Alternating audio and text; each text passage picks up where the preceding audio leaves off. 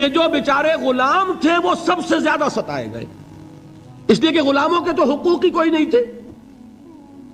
ان کو تو اگر کوئی شخص اپنے غلام کو ذبح کر دیتا تھا تو بھی کوئی پوچھنے والا نہیں۔ بالکل ایسے ہی ہے نا، آپ کی بکری آپ نے ذبح کی، گوشت کھا لیا، کوئی آپ سے کوئی پوچھ سکتا؟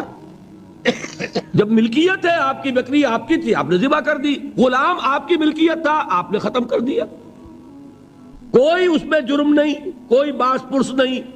یہ تھا حال غلاموں کا۔ بلال غلام تھے، ابو فقی غلام تھے، زنیرہ ایک کنیز تھی۔ ان کو جو ماریں پڑی ہیں اس کا آپ کو معلوم ہے۔ حضرت بلال کے ساتھ جو کچھ امیہ ابن خلف نے کیا، کہ جس طریقے سے کہ حیوانوں کی لاشیں جو ہے کھینچ کر گھسیٹ کر لے جائی جاتی ہیں، ان کی گردن میں رسی ڈال کر گھسیٹتے، اسی طریقے سے حضرت بلال کے گردن میں رسی ڈال کر ٹھیک دوپہر کے وقت مکے کی سنگلاخ گلیوں کے اندر گھسیٹا جاتا تھا۔ نیچے زمین جل رہی ہے توے کی طرح، اور ویسا بھی ہوتا تھا کہ چت لٹا دیا، اوپر سے وہ آگ مکے کا کہ سورج جو ہے ذرا نوٹ کیجئے، آگ برسا رہا، نیچے زمین توے کی طرح جل رہی ہے، اور ایک بھاری سل بھی لا کر جو ہے سر پر رکھ دی، چھاتی پر رکھ دی گئی ہے کہ آواز نہیں نکل رہی، جھاگ نکل رہے منہ سے، لیکن اس حال میں بھی احد احد احد، ایک ایک اللہ، قل هو اللہ احد، الفاظ نکل رہے۔ یہ ہے وہ صبر، یہ ہے وہ صبر، صبر علی الابتلاء، صبر علی الایذاء۔ یہ ابتلاء اور ایذاء پر صبر ہے، جھیلو، برداشت کرو، اس توحید پر قائم رہو، محمد کی رسالت کے اقرار کرتے رہو صلی اللہ علیہ وسلم، لیکن ہاتھ نہیں اٹھانا۔ اب میں آپ کو بتا رہا تھا یہ تو غلام تھے، یہ جو تھے یاسر، یہ حلیف تھے، غلام تو نہیں تھے نا۔ البتہ وہ ابو جہل کے چچا کی کنیز تھی یہ سمیہ، انہوں نے اجازت لے کر ان سے نکاح کر لیا، یہ تو کنیز رہیں گی۔ بیٹا جو ہوا وہ بھی ایک طرح سے، جب کنیز زیادہ ہے تو غلام ہو گیا، عمار ابن یاسر۔ وہ جو شخص تھا بہت شریف النفس ابو جہل کا چچا، وہ مر گیا، اب ابو جہل جو ہے اس خاندان کا سربراہ ہے، لہذا یہ تینوں جو افراد ہیں وہ اس کے رحم و کرم پر ہیں۔ یاسر کو بھی پروٹیکشن اگر ہے تو ابو جہل کی ہے، ابو جہل جو چاہے کرے، اور سمیہ تو کنیز ہے ہی، اس کا تو کوئی حق ہے ہی نہیں، جو چاہے کرے، اور عمار ان دونوں کا بیٹا ہے، لہذا بدترین معاملہ کیا ابو جہل نے ان تین افراد کے ساتھ۔ حضرت سمیہ کے ساتھ جو کچھ کیا گیا ہے آپ اس کا تصور نہیں کر سکتے۔ بالآخر جو شہید کیا ہے حضرت سمیہ کو، ایذائیں دے دے کے، سسکا سسکا کے، ان کے جسم کے نازک حصوں کو جلا کے، داغ دے کر، کہتا کیا تھا، ایک دفعہ کہہ دو کہ میرا جو یہ بت ہے یہ بھی الہ ہے، مان لو، میں چھوڑ دوں گا۔ تنگ آ گیا، کسی طریقے سے ایک دفعہ کہہ دو پھر میں چھوڑ دوں گا۔ لیکن یہ میاں بیوی حضرت یاسر اور حضرت سمیہ رضی اللہ تعالی عنہما، یہ ہے ثبات، یہ ہے صبر، یہ ہے استقلال، ایک مرتبہ بھی کہنے کے لیے تیار نہیں، جو چاہو کر لو، اب ہم تو اس سے پیچھے نہیں ہٹیں گے۔ تنگ آ کر اس نے حضرت سمیہ کی تو شرمگاہ میں برچھا مارا اور شہید کیا۔ حضرت یاسر کے بارے میں ایک روایت یہ ہے، ستا ستا کے، تنگ کر کر کے، آخر کار جو ختم کیا، انہیں شہید کیا کس طرح، 4 سانڈ اونٹ جوان، ان سے رسے باندھے، ایک رسے سے ایک بازو باندھا، دوسرے سے دوسرا بازو باندھا، تیسرے سے ایک ٹانگ باندھی، چوتھے سے دوسری ٹانگ باندھی، اور چاروں کو دوڑایا ہے کہ جسم کے پرخچے ہوں گے۔ اس حال میں کیا ہو رہا تھا وہ میں بتا رہا ہوں کہ اللہ تو تاکید کر رہا ہے اپنے نبی کو، اصبر وَلِرَبِّكَ فَاصْبِرْ وَاصْبِرْ عَلَى مَا يَقُولُونَ وَاصْبِرْ وَمَا صَبْرُكَ إِلَّا بِاللَّهِ وَاصْبِرْ لِحُكْمِ رَبِّكَ وَلَا تَكُنْ كَصَاحِبِ الْحُوتِ۔ اس وقت سامنے سے حضور گزرتے تھے جبکہ آل یاسر کے ساتھ یہ معاملہ ہو رہا ہے، کیا فرماتے تھے، اصبروا یا آل یاسر فَإِنَّ مَوْعِدَكُمُ الْجَنَّةُ، اے یاسر کے گھر والوں صبر کرو، جھیلو، اس لیے کہ تمہارے وعدے کی جگہ جنت ہے۔ اللہ تعالیٰ ادھر آنکھ بند ہوگی ادھر جنت میں تمہارا داخلہ ہو جائے گا. یہ ہے تواصوا بالصبر والعصر ان الانسان لفی خسر. یہ تواصوا بالصبر پر کون عمل کر رہا ہے؟ محمد الرسول اللہ صلی اللہ علیہ وسلم. اس میں بھی ایک بات ہے وہ بھی سمجھ لیجئے، دین میں جہاں عظیمت ہے رخصت کا پہلو بھی ہے. یہ جو نوجوان تھے، یہ بوڑھے والدین کا تو وہ مقام ہے، یہ رتبہ بلند ملا جس کو مل گیا. ہر مدعی کے واسطے دار و رسن کہاں؟ حضرت سمیہ اور حضرت یاسر. نوٹ کیجئے، میں ایک اعتبار سے کہا کرتا ہوں سید الشہداء یہ بنے کہ نہیں بنے، ان کو جو فوقیت حاصل ہوئی، الفضل للمتقدمین، سب سے پہلی جان دینے والی یہ خاتون اور سب سے پہلی جان دینے والا اللہ کے لیے، توحید کے لیے، محمد کی رسالت کے لیے صلی اللہ علیہ وسلم.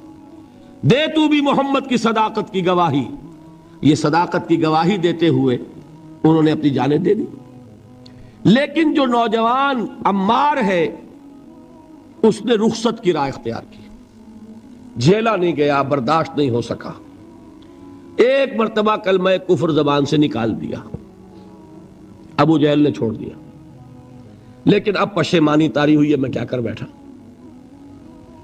اس کے بعد انہوں نے اپنے آپ کو ایک ستون سے باندھ لیا کہ حضور ہی آ کر مجھے اگر یہاں سے کھولیں گے تو میں کھلوں گا، ورنہ میں یہیں اپنے آپ کو ہلاک کر دوں گا، مجھ سے کیا ہو گیا. حضور خود تشریف لائے، دست مبارک سے کھولا، کہا کہ یہ بھی دین میں اجازت ہے، کلمہ کفر کہہ کر جان بچا لینے کی اجازت ہے، یہ رخصت ہے، عزیمت نہیں ہے. تمہارے والدین نے جو مقام حاصل کر لیا وہ تو پھر میں وہی کہوں گا کہ ہر مدعی کے واسطے دار و رسن کہاں، یہ رتبہ بلند ملا جس کو مل گیا. البتہ دین میں یہ ہے، آیت بھی ہے قرآن مجید کی، وَقَلْبُهُ مُطْمَئِنٌ بِالْإِيمَانِ، دل ایمان پر جمع ہوا ہو، کسی وقت محض جان بچانے کے لیے کلمہ کفر کہہ دینا، دل پر کوئی آنچ اس کی نہ آ رہی ہو تو اس کی اجازت ہے. کمزور طبائع کو بھی اللہ تعالیٰ نے اپنے دین میں اکوموڈیٹ کیا ہے. حضور نے ان کی ہمت بندھائی کہ گھبراؤ نہیں، ٹھیک ہے، یہ بھی اگر تمہارے دل کے اوپر کوئی اثر نہیں ہے تو کوئی حرج نہیں. بہرحال یہ میں آپ کو اب اس کا فلسفہ بھی سمجھا دوں. میرے دل میں ایک دفعہ خیال آیا تھا،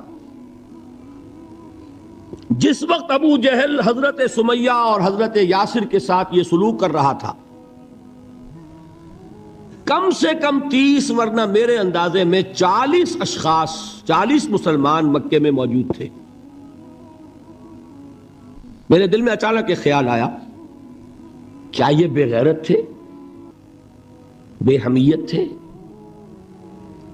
انہوں نے اپنی بہن کو چھڑایا نہیں، انہوں نے حضرت یاسر ان کے دینی بھائی ہیں، محمد کے غلام ہیں، ان کی حمایت میں کچھ تو کرتے، بلوا کرتے، کچھ شور کرتے، ہنگامہ کرتے، چھڑا کر لے جاتے، کیوں نہیں کیا؟ اچانک خیال آیا، نعوذ باللہ ثم نعوذ باللہ، نہ بے غیرت تھے نہ بے حمیت تھی. اصل بات یہ کہ حضور کی اجازت نہیں. کیا کریں؟